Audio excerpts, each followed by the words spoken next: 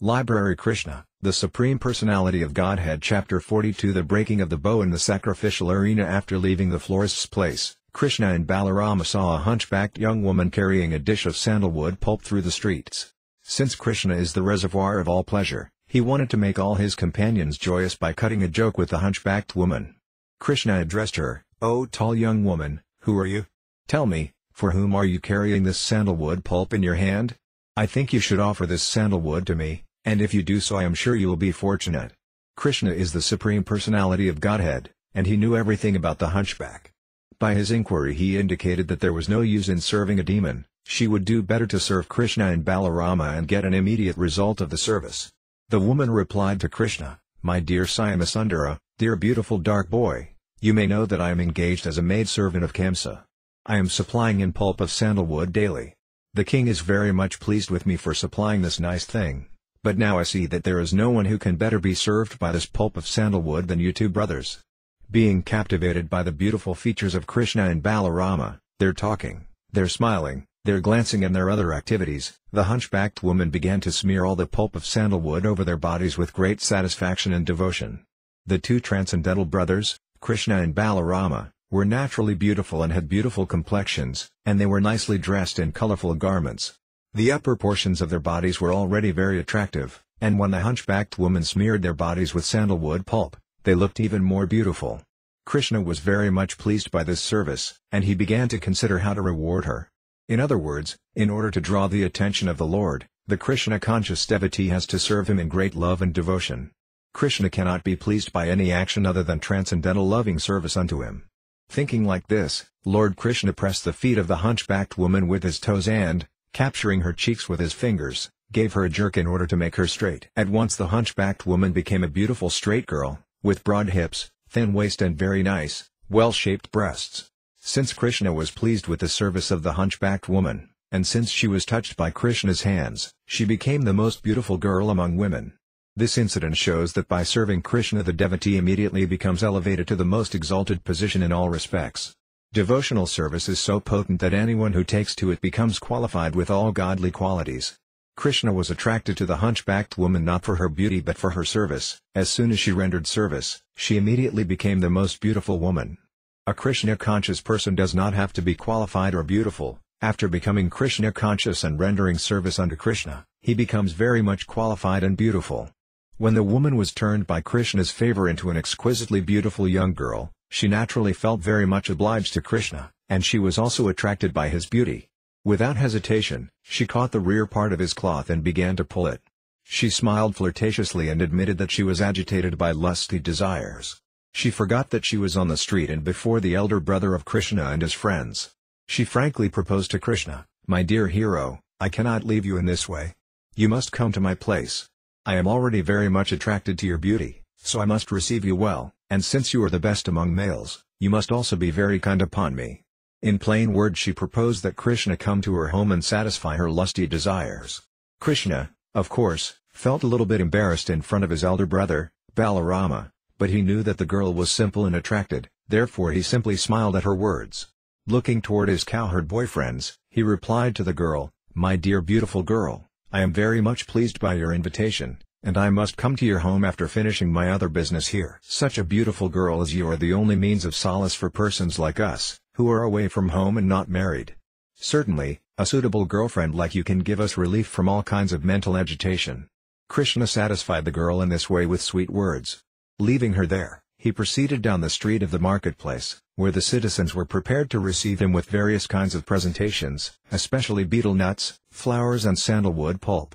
The mercantile men in the market worshipped Krishna and Balarama with great respect. When Krishna was passing through the street, all the women in the surrounding houses came to see him, and some of the younger ones almost fainted, being captivated by his beauty. Their hair and tight clothing loosened, and they forgot where they were standing. Krishna next inquired from the citizens as to the location of the place of sacrifice. Kṛṣṇa had arranged for the sacrifice called Dāna Yajna, and to designate this particular sacrifice he had placed a big bow near the sacrificial altar. The bow was very big and wonderful and resembled a rainbow in the sky. Within the sacrificial arena, this bow was protected by many constables and watchmen engaged by King Kṛṣṇa.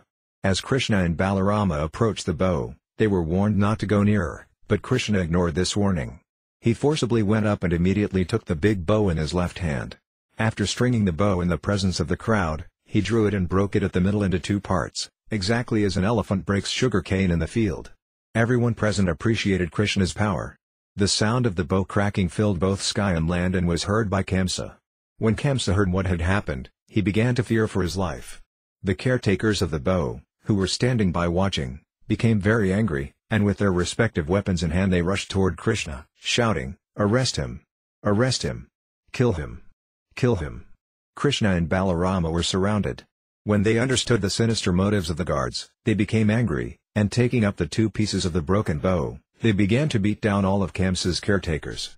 While this turmoil was going on, Kṛṣṇa sent a small group of troops to assist the caretakers, but Krishna and Balarama fought with them also and killed them. After this, Krishna did not proceed further into the sacrificial arena but went out the gate and proceeded toward their resting camp.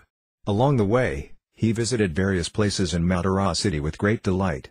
Seeing the activities and wonderful prowess of Krishna, all the citizens of Mathura began to consider the 2 brothers to be demigods who had come down to Mathura, and they all looked upon them with great astonishment. The 2 brothers strolled carefree in the street, not caring for the law and order of Kṛṣṇa. As sunset approached, Krishna, Balarama and their cowherd boyfriends went to the outskirts of the city, where all their carts were assembled.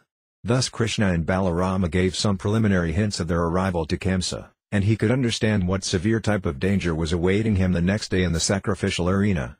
When Krishna and Balarama had been going from Vrindavana to Mathura, the inhabitants of Vrindavana had imagined the great fortune of the citizens of Mathura in being able to see the wonderful beauty of Krishna, who is worshipped by his pure devotees as well as the goddess of fortune.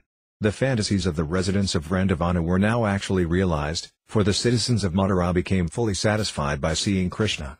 When Krishna returned to his camp, he was taken care of by servants who washed his lotus feet, gave him a nice seat and offered him milk and palatable dishes.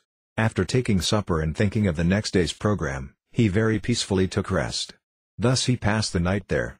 On the other side, when Kṛṣṇa came to understand about the breaking of his wonderful bow and the killing of the caretakers and soldiers by Krishna, he could partially realize the power of the Supreme Personality of Godhead. He could realize that the 8th son of Devaki had appeared and that now his death was imminent. Thinking of his imminent death, he was restless the entire night. He began to have many inauspicious visions, and he could understand that Krishna and Balarama, who had approached the precincts of the city, were his messengers of death. Kṛṣṇa saw various kinds of inauspicious signs while both awake and dreaming. When he looked in the mirror he could not see his head, although the head was actually present. He saw the luminaries in the sky in double, although there was only one set factually. He began to see holes in his shadow, and he heard a high buzzing sound within his ears. All the trees before him appeared to be made of gold, and he could not see his own footprints in dust or muddy clay. In dreams he saw various kinds of ghosts being carried in a carriage drawn by donkeys. He also dreamed that someone gave him poison and he was drinking it. He dreamed also that he was going naked with a garland of flowers and was smearing oil all over his body. Thus, as Kṛṣṇa saw various signs of death while both awake and sleeping, he could understand that death was certain, and thus in great anxiety he could not rest that night. Just after the night expired, he busily arranged for the wrestling match. The wrestling arena was nicely cleansed and decorated with flags, festoons and flowers, and the match was announced by the beating of kettle drums. The platform appeared very beautiful due to streamers and flags. Different types of galleries were arranged for respectable persons, kings, brahmanas and kshatriyas. The various kings had reserved thrones, and others had arranged seats also. Kṛṣṇa finally arrived, accompanied by various ministers and secretaries, and he sat on the raised platform especially meant for him. Unfortunately, although he was sitting in the center of all his governing executive heads, his heart was palpitating in fear of death. Cruel death evidently does not care even for a person as powerful as Kṛṣṇa. When death comes, it does not care for anyone's exalted position. When everything was complete, the wrestlers who were to exhibit their skills before the assembly walked into the arena. They were decorated with nice ornaments and dress. Some of the famous wrestlers were Kinnura, Mustika, Sala, Kuta, and Tosala. Being enlivened by the musical concert, they passed through with great alacrity.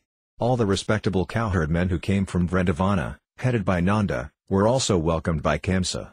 After presenting Kṛṣṇa with the milk products they had brought with them, the cowherd men also took their respective seats by the side of the king, on a platform especially meant for them. Thus ends the Bhaktivedanta purport of the 42nd chapter of Krishna, the breaking of the bow in the sacrificial arena.